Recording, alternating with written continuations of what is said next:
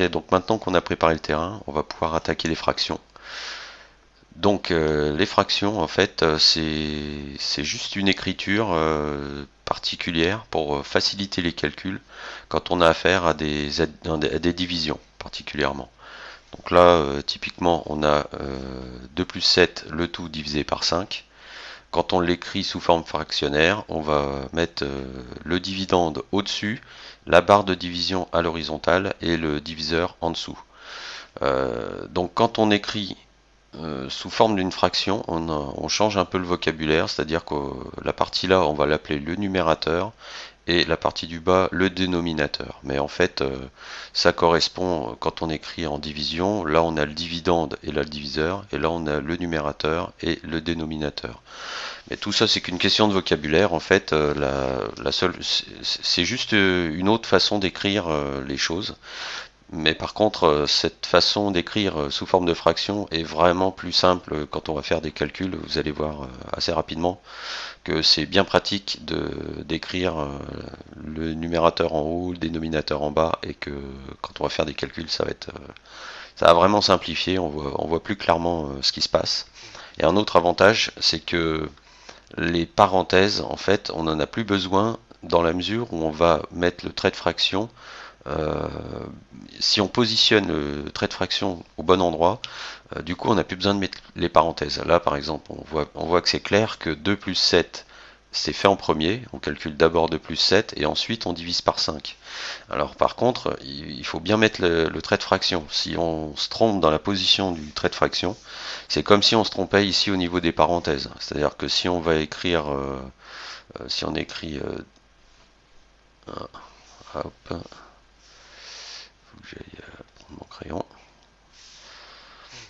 Si on écrit 2 sur 5 plus 7, bon bah là c'est plus du tout cette expression là, mais c'est l'expression, on va dire 2 sur 5 entre parenthèses plus 7.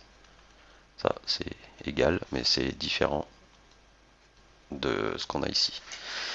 Donc la barre de fraction, quand on écrit sous forme de fraction, on n'a plus le problème des parenthèses, mais par contre il faut faire très attention à la façon dont on positionne la barre de fraction. Voilà, ça c'était le petit avertissement sur les barres de fraction. En fait, quand on fait pas attention à ça, très souvent on fait des erreurs de calcul de fraction, simplement parce qu'on positionne mal la barre de fraction. Donc la barre de fraction sépare bien ce qui est fait.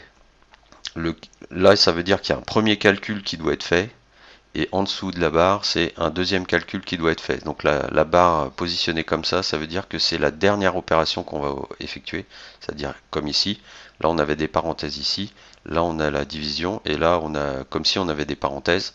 Donc la division là c'est bien la dernière opération à effectuer, et quand on écrit ça comme ça, c'est pareil, c'est la dernière opération à effectuer. Quand on écrit comme ça, la dernière opération à effectuer, là c'est le plus, puisque en fait on commence par faire 2 cinquièmes, c'est-à-dire qu'on pourrait écrire 2 cinquièmes entre parenthèses plus 7 entre parenthèses. Donc là on voit bien que c'est le plus maintenant qui est la dernière opération.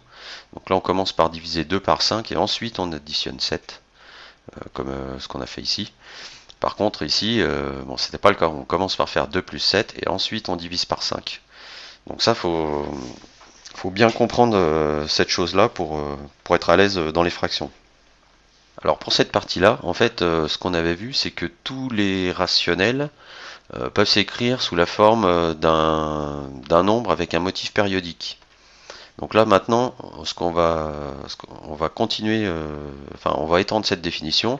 On va dire que tous les rationnels peuvent aussi s'écrire sous la forme d'une fraction. Toujours sur tous les rationnels sont sous forme de fraction et toutes les fractions sont des rationnels. Donc là je reprends l'exemple qu'on avait au début, c'est-à-dire moins 3 par exemple. Moins 3 il appartient à Z, donc il appartient à Q. Ça c'est le symbole d'inclusion.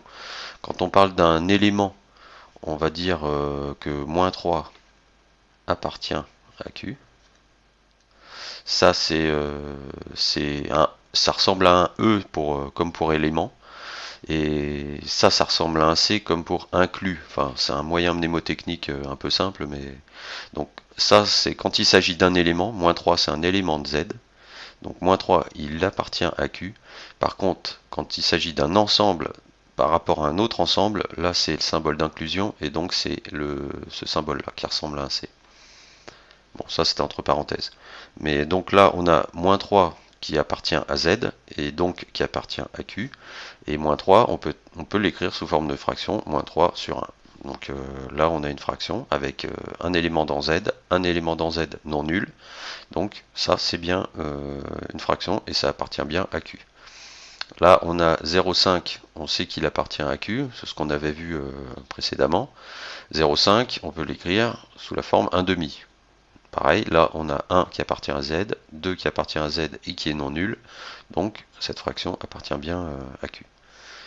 Pour le 0,3 avec motif périodique 0,3, bon 0,3 on sait que c'est 1 tiers, ça se vérifie à la calculatrice, et donc on a à nouveau le numérateur qui appartient à Z, le dénominateur qui appartient à Z qui est non nul, donc cette fraction appartient bien à Q.